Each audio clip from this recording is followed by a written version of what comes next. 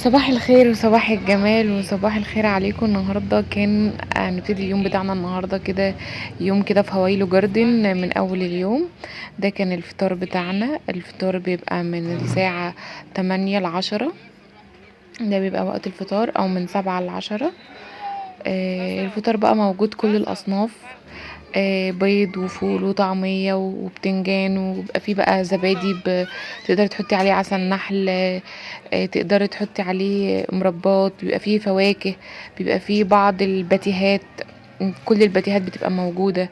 العيش بقى حاجات كتير، عاملين لك بقى بيض اومليت وبيض عادي، وبيبقى فيه اللي هو الزباديات زي ما انا قلت، والبيض المسلوق برضو، بيبقى فيه كذا حاجة.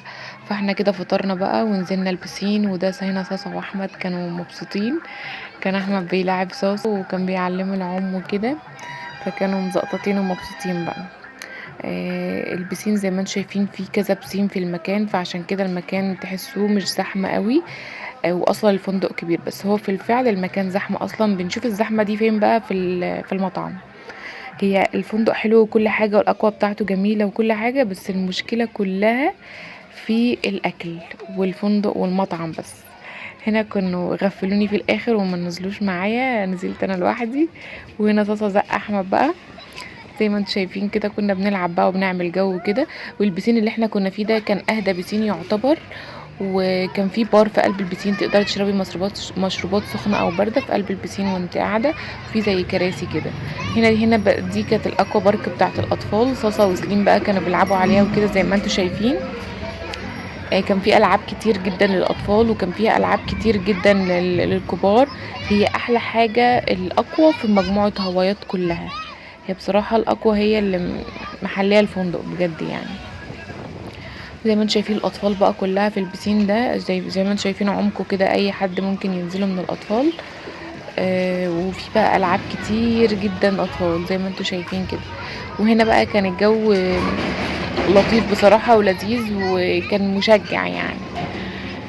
صوصة بقى كان عايز يجرب كل الالعاب اللي موجودة، عايز يجربها. اما سليم كان خايف جدا من المية، لان اول يوم خالص احنا نزلنا فيه في الصوصة. صوصة بقى عارف وكده، وكان بيروح سباحة فمش بيخاف من المية.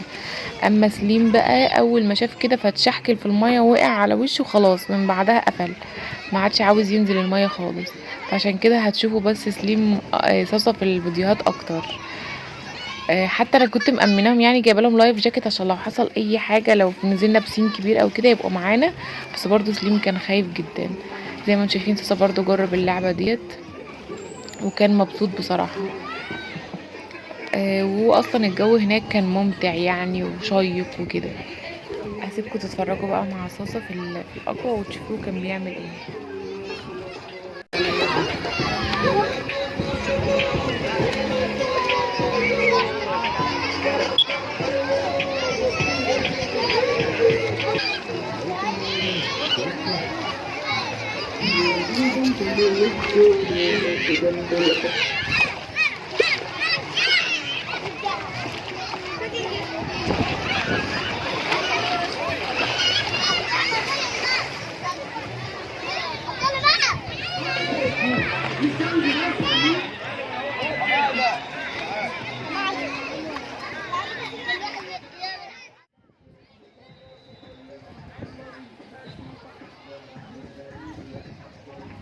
هنا بقى حاولت اخد لكم لقطات كده من بعيده، تشوفوا مثلا الاقوى والبحر والفندق والجو عامل ازاي.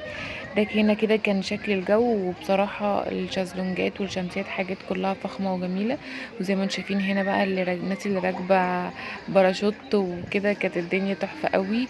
والشماسي بقى على البحر زي ما انتم شايفين، ومراجيح بصوا كانت حاجة قمر، والأجواء كانت ممتعة جدا. وده البسين أقرب بسين للبحر.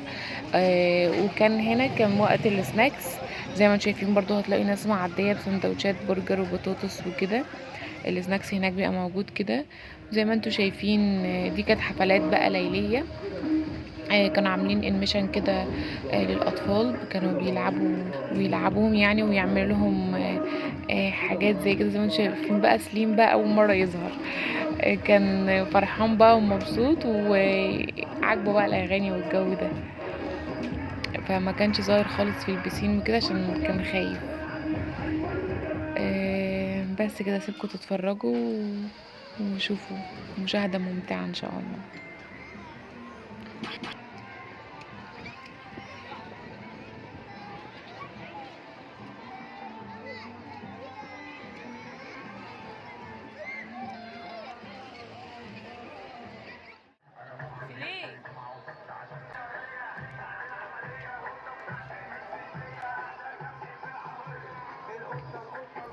زي ما انتم شايفين هنا بقى كان احمد بياخد غطس في اعمق حمام سباحة موجود، كان تقريبا طوله 180 سنتي.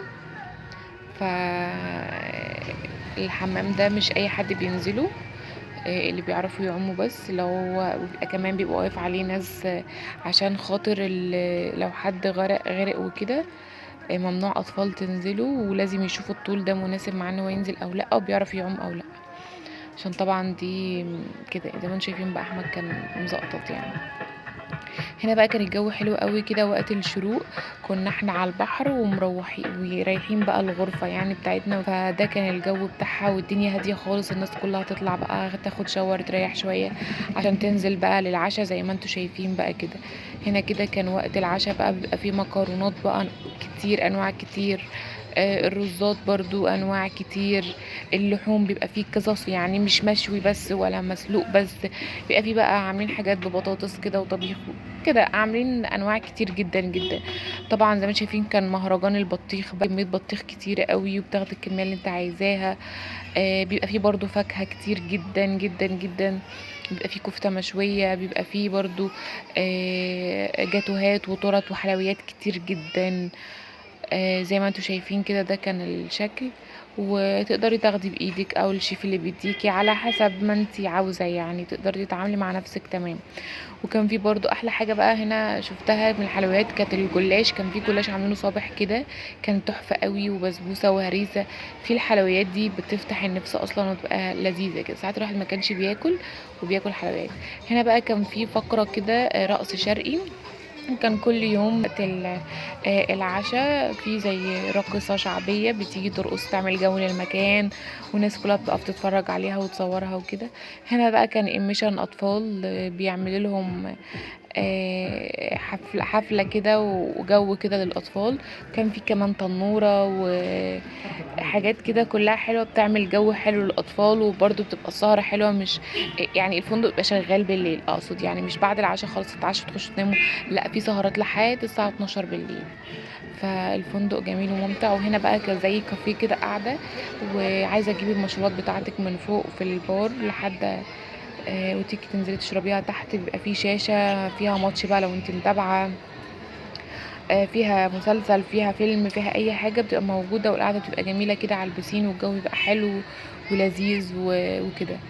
فده كده كان تجربتنا مع فندق هوايلو جاردن. التجربة حلوة جدا جدا جدا، والفندق ممتاز يا جماعة، بس المشكلة الوحيدة ان الزحمة، ومع الزحمة دي مش بيعرفوا يتقنوا في الاكل شوية، بيبقى التست طعم الاكل مش بيبقى الواو قوي يعني. بس كده اشوفكم الفيديو الجاي على خير، باي باي، مع السلامة.